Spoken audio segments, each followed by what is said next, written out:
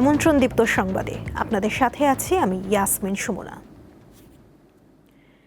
দেশে সড়ক দুর্ঘটনায় নারী ও শিশুসহ অন্তত ৭ জন প্রাণ হারিয়েছেন। এর মধ্যে সিরাজগঞ্জের বেলকুচি উপজেলায় বাস চাপায় একটি অটো ভ্যানের ৩ জন যাত্রী নিহত হন। মেহুল্লা নামক এলাকায় সকাল 6:30টার দিকে এই দুর্ঘটনা ঘটে। পুলিশ জানায়, ঢাকা এক্সপ্রেস নামের একটি বাস অটো ভ্যানটিকে চাপা দিলে হতাহতের এই ঘটনা ঘটে। এদিকে বৃহস্পতিবার সন্ধ্যায় গোপালগঞ্জে অটোরিকশার ধাক্কায় সোলাইমান শিকদার নামে ৫ম শ্রেণীর এক স্কুল ছাত্র নিহত হয়েছে। এছাড়া ব্রাহ্মণবাড়িয়ায় পিকআপ ভ্যানের ধাক্কায় মা ছেলে সহ সিএনজি চালিত অটোরিকশার ৩ যাত্রী প্রাণ হারান। শুক্রবার সকালে সদর উপজেলার রামরাইল ইউনিয়নের ৪২ শহর এলাকার কুমিল্লা সিলেট মহাসড়কে এই ঘটনা ঘটে। নিহতরা হলেন অটোরিকশা চালক মাহবুব, যাত্রী জ্যোৎস্না বেগম ও তার ৫ বছরের ছেলে আশরাফুল। রাজবাড়ীর দৌলতদিয়া ফেরিঘাটের পল্টন থেকে নদীতে পড়ে যাওয়া বাসটিকে টেনে তোলা হয়েছে। এর আগে সকাল 9:30টার দিকে এসবি পরিবহনের বাসটি নিয়ন্ত্রণ হারিয়ে 7 নম্বর পল্টন থেকে নদীতে পড়ে যায়। তবে বাসটিতে যাত্রী না থাকায় হতাহতের কোনো ঘটনা ঘটেনি। চালক ও তার সহকারীকে উদ্ধার করে হাসপাতালে ভর্তি করা হয়। এর আগে চলতি বছরের 25শে মার্চ দৌলতদিয়া ফেরিঘাটের 3 নম্বর পল্টনে এই ধরনের এক দুর্ঘটনায় অন্তত 26 জন প্রাণ হারান। লালমনিরহাট সীমান্তের 3টি আলাদা পয়েন্ট দিয়ে একযোগে অন্তত 33 জনকে বাংলাদেশে পুশিনের চেষ্টা করেছে ভারতের সীমান্তরক্ষী বাহিনী বিএসএফ। তবে সীমান্তে টহলরত বর্ডার গার্ড বাংলাদেশ বিজিবির সদস্যরা তাৎক্ষণিক ব্যবস্থা নিয়ে তাদের বাংলাদেশে প্রবেশে বাধা দেয়। শুক্রবার সকালে জেলার বিভিন্ন সীমান্ত এলাকায় এই ঘটনা ঘটে। বিজিবির মিডিয়া সেল থেকে পাঠানো তথ্য অনুযায়ী পাটগ্রামের 65 বাড়ি সীমান্তে 10 জন, হাতিবান্ধার বড়খাতা সীমান্তে 11 এবং আদিতমারের দীঘলটারি সীমান্তে 12 জন সহ মোট 33 জনকে পুশিনের চেষ্টা করে বিএসএফ। পুশিন করা ব্যক্তিরা বর্তমানে সীমান্তের শূন্য রেখায় অবস্থান করছেন। যে কোনো ধরনের অনুপ্রবেশ ঠেকাতে সর্বোচ্চ সতর্ক অবস্থানে রয়েছে বিজিবি।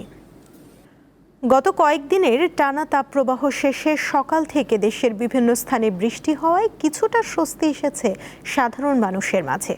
ঢাকাতেও বৃষ্টির পূর্বাভাস রয়েছে। ভোলায় বৃষ্টির সঙ্গে বইতে থাকা শীতল বাতাসে কমে আসে তাপমাত্রা। এছাড়া ঝালকাঠি ও বরগুনাতেও বৃষ্টি হয়েছে। বরগুনায় বৃষ্টি শুরু হয় সকাল 10টার দিকে। এদিকে বজ্রপাতে জেলার সদর উপজেলার আয়লা পাতাকাটা ইউনিয়নে মহিউদ্দিন নামে একজন প্রাণ হারিয়েছেন। জমিতে কাজ করার সময় বজ্রপাতের ঘটনা ঘটে। পরে স্থানীয়রা উদ্ধার করে হাসপাতালে নিলে চিকিৎসক তাকে মৃত বলে ঘোষণা করেন। রাজধানীর বাজারে ধীরে ধীরে বাড়ছে চালের দাম। বিভিন্ন প্রকারের চালের দাম কেজি প্রতি বেড়েছে অন্তত 3 থেকে 6 টাকা পর্যন্ত।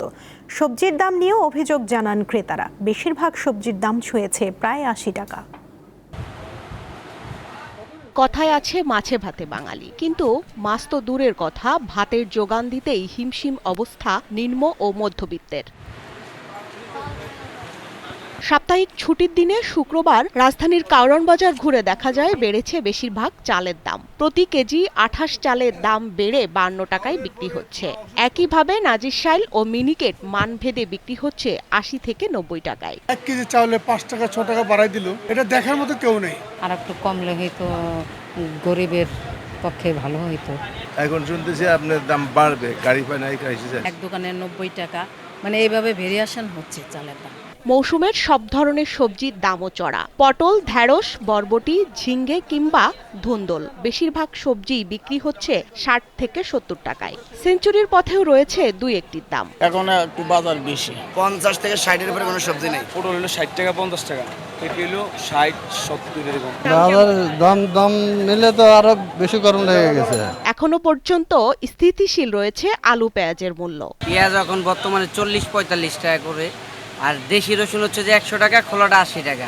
এখন মনে হচ্ছে একটু সহনীয় পর্যায়ে আছে। ঈদ পরবর্তী সময়ে মাছের বাজারে সরবরাহ ভালো, তবে দাম নিয়ে রয়েছে মিশ্র প্রতিক্রিয়া। সবচেয়ে বেশি মাছের দাম মোটামুটি কমে আছে, তুলনামূলক স্বাভাবিক আছে। মাংসের মধ্যে গরু 800 এবং খাসি প্রতি কেজি 1250 টাকায় বিক্রি হচ্ছে।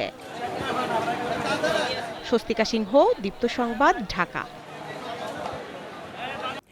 পুঁজিবাজারে প্রকৌশল খাতে তালিকাভুক্ত ওয়ালটন হাইটেক ইন্ডাস্ট্রিজ পিএলসির সঙ্গে দেশের শীর্ষ প্রযুক্তিপণ্য উৎপাদন ও বিপণনকারী প্রতিষ্ঠান ওয়ালটন ডিজিটেক ইন্ডাস্ট্রিজ লিমিটেডের একীভূতকরণ প্রক্রিয়াকে অনুমোদন দিয়েছেন শেয়ার হোল্ডাররা। এর মধ্য দিয়ে প্রযুক্তিপণ্য খাতের শীর্ষ এই দুই প্রতিষ্ঠানের একীভূতকরণ প্রক্রিয়া কার্যকর করার পদক্ষেপ আরও এক ধাপ এগিয়ে গেল। সম্প্রতি ডিজিটাল প্ল্যাটফর্মে অনুষ্ঠিত ওয়ালটন হাইটেক ইন্ডাস্ট্রিজ পিএলসির বিশেষ সাধারণ সভায় ডিজিটেক একীভূতকরণ প্রস্তাবনাকে ওয়ালটন হাইটেকের শেয়ার হোল্ডাররা সর্বসম্মতিক্রমে অনুমোদন প্রদান করেন। সভাপতিত্ব করেন ওয়ালটন হাইটেকের চেয়ারম্যান SM শামসুল আলম। সবাইকে সুফলমণ্ডিত করার জন্য নতুন দুইটি ইলেকট্রিক ভেহিকল নিয়ে এলো আকিজ ভেঞ্চার গ্রুপ। রাজধানীর হাতিরঝিল অ্যাম্ফিথিয়েটারে বৃহস্পতিবার রাতে এক জমকালো অনুষ্ঠানের মাধ্যমে আকিজ পরিবারের অভিভাবক মনোয়ারা বেগম আনুষ্ঠানিকভাবে BAW M8 এবং BAW E7 Pro নামের দুটি অত্যাধুনিক ইলেকট্রিক ভেহিকল বা ইভির উন্মোচন করেন। আরও উপস্থিত ছিলেন আকিজ ভেঞ্চার গ্রুপের চেয়ারম্যান শেখ শামীম উদ্দিন। আকিজ ভেঞ্চার গ্রুপের অঙ্গ প্রতিষ্ঠান Akij renewable energy and automobile limited এই গ্রুপ গাড়ি দুটি বাংলাদেশের বাজারে নিয়ে এসেছে। দুটি গাড়ি পরিবেশ বান্ধব ও আধুনিক প্রযুক্তি সম্পন্ন বলে জানায় আকিজ ভেঞ্চার গ্রুপ।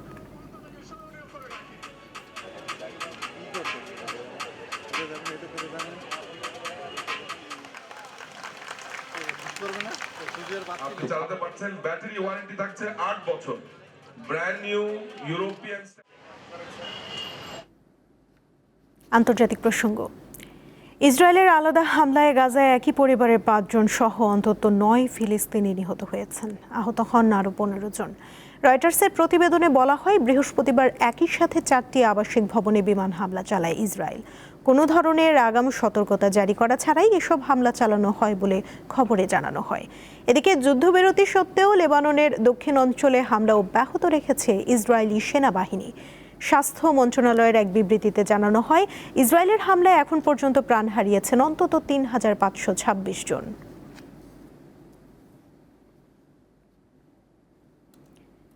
ইউক্রেনকে নতুন করে সহায়তা দেয়া ও রাশিয়ার ওপর অতিরিক্ত নিষেধাজ্ঞা আরোপের বিষয়ে একটি বিল পাশ করেছে যুক্তরাষ্ট্রের আইনসভা কংগ্রেসের নিম্নকক্ষ প্রতিনিধি পরিষদ। কয়েক মাস আটকে থাকার পর স্থানীয় সময় বৃহস্পতিবার ইউক্রেন সাপোর্ট অ্যাক্ট নামে বিলটি 226-195 ভোটে পাশ হয়। কয়েকজন রিপাবলিকান সদস্য ডেমোক্র্যাটদের সঙ্গে মিলে একটি বিশেষ আবেদনপত্রে সই করলে এটি ভোটাভুটির জন্য উত্থাপন করা সম্ভব হয়। এ ঘটনা রিপাবলিকান পার্টির মধ্যকার বিরোধকে আরও স্পষ্ট করে তুলেছে, যা মার্কিন প্রেসিডেন্ট ডোনাল্ড ট্রাম্পের জন্য এটি বড় রাজনৈতিক ধাক্কা।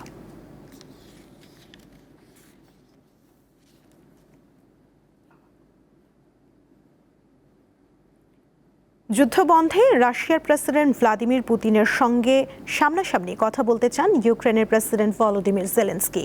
রুশ প্রেসিডেন্টের উদ্দেশ্যে লেখা এক খোলা চিঠিতে জেলেনস্কি উল্লেখ করেন, ইউরোপের এই যুদ্ধটি আবারও কখন যুক্তরাষ্ট্রের মনোযোগের কেন্দ্রে ফিরবে সেই পর্যন্ত অপেক্ষা করা ভুল হবে।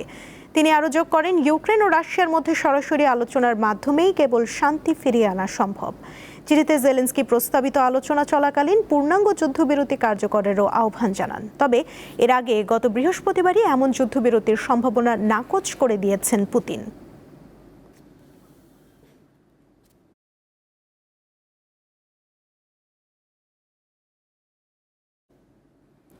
এই ছিল এখনকার মতো। পরবর্তী সংবাদ বিকেল 5টায় দেখার আমন্ত্রণ রইল। এছাড়া আরও তথ্য পেতে যুক্ত থাকুন দীপ্ত ডিজিটাল প্ল্যাটফর্মের সাথে।